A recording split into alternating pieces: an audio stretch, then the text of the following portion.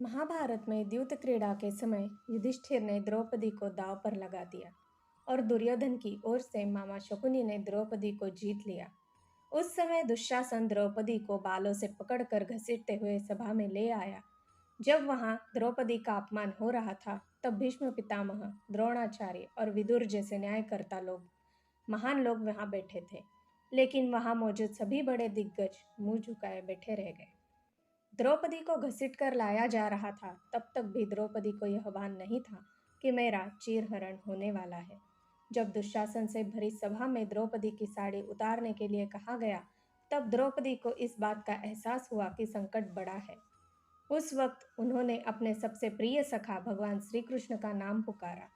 हरि हरि अभयम कृष्णा अभयम। उद्धव गीता या उद्धव भागवत में श्री कृष्ण के सखा उद्धव उनसे इस संबंध में कई सवाल करते हैं। आओ जानते हैं श्री कृष्ण उद्धव संवाद को। उद्धव कहते हैं, हे कृष्ण, आप पांडवों के आत्मीय प्रिय मित्र थे। आजाद बांधव के रूप में उन्होंने सदा आप पर पूरा भरोसा किया।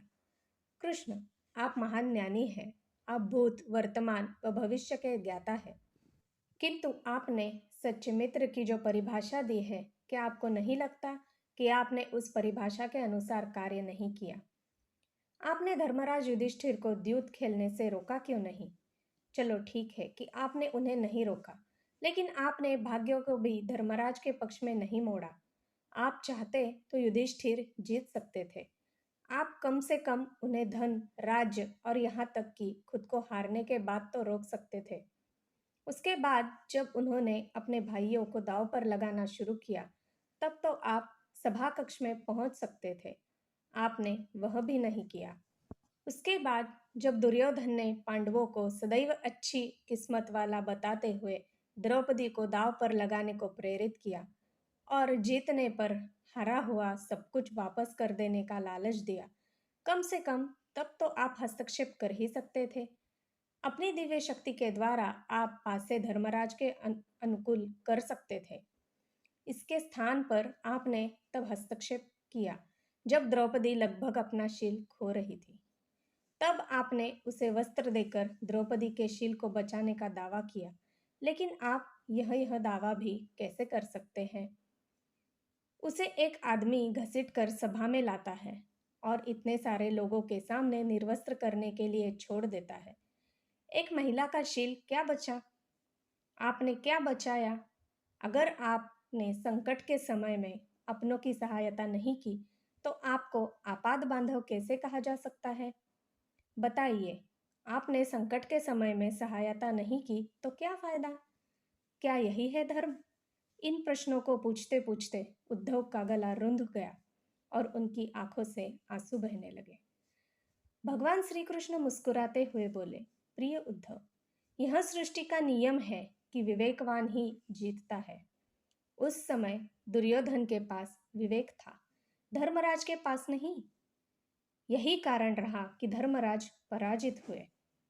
उद्धव को हैरान परेशान देखकर कृष्ण जी आगे बोले, दुर्योधन के पास जुआ खेलने के लिए पैसा और धन तो बहुत था, लेकिन उसके पासों का खेल खेलना नहीं आता था। इसलिए उसने अपने मामा शकुनी का द्यूत क्रीड़ा के लिए उपयोग किया। यही विवेक है। धर्मराज भी इसी प्रकार सोच सकते थे और अपने चचेरे भाई से पेशकश कर सकते थे कि उनकी तरफ से मैं खेलूंगा। जरा विचार करो कि अगर शकुनी और मैं खेलते तो कौन जीतता? पासे के अंक उसके अनुसार आते या मेरे अनुसार? चलो इस बात को जाने दो। उन्होंने मुझे खेल में शामिल नहीं किया, इस बात के लिए उन्हें क्षमा की जा सकता है। लेकिन उन्होंने विवेक शून्यता से एक और बड़ी गलती की, और वह यह कि उन्होंने मुझसे प्रार्थना की कि मैं तब तक सभा कक्ष में न आऊं जब तक कि मुझे बुलाया न जाए, क्योंकि वे अपने दुर्भाग्य से खेल मुझसे छुपकर खेलना चाहते थे। वे नहीं चाहते थे मुझे मालूम पड़े कि वे जुआ खेल रहे हैं। इस प्रकार उन्होंने अपनी प्रार्थना से बांध दिया। मुझे सभा कक्ष में आने की अनुमति नहीं थी।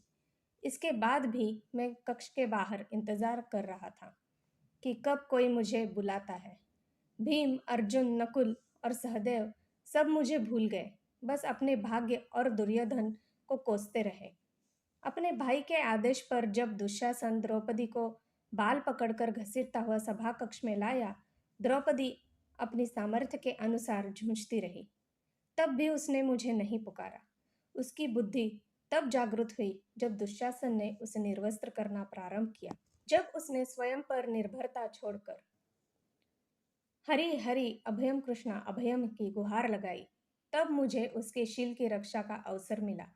जैसे ही मुझे पुकारा गया, अविलंब पहुंच गया। अब इस स्थिति में मेरी गलती बताओ। उद्धव बोले, कान्हा, आपका स्पष्टीकरण प्रभावशाली अवश्य है, किंतु मुझे पूर्ण संतुष्टि नहीं हुई।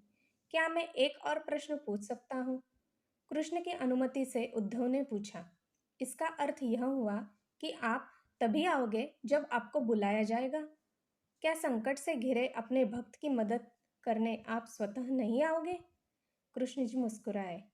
उद्धव, इस सृष्टि में हरेक का जीवन उसके स्वयं के कर्मफल के आधार पर संचालित होता है। न तो मैं इसे चलाता हूँ और न कोई इसमें हस्तक्षेप करता हूँ। मैं केवल एक साक्षी हूँ।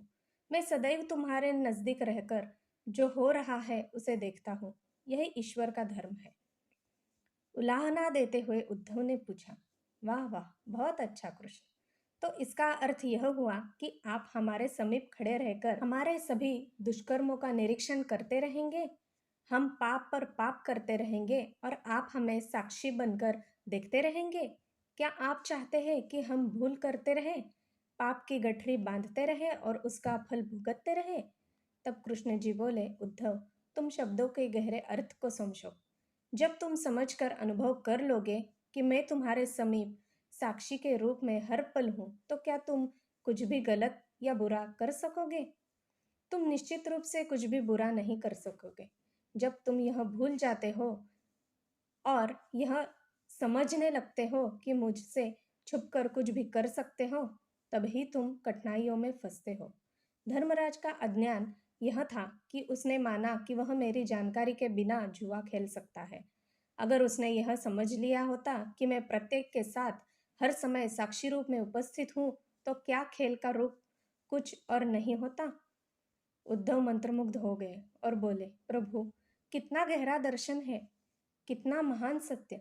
प्रार्थना और पूजा पाठ से ईश्वर को अपनी मदद के लिए बुलाना तो महज हमारी परभावना है, किंतु जैसे ही हम यह विश्वास करना शुरू करते हैं कि ईश्वर के बिना पत्ता भी नहीं हिलता, तब हमें साक्षी के रूप में उसकी उपस्थिति महसूस होने लगती है। गड़बड़ तब होती है जब हम इसे भूलकर सांसारिकता में डूब जाते हैं।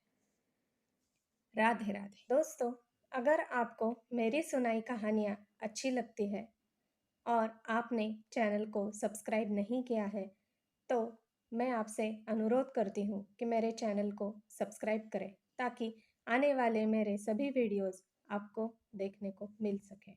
धन्यवाद।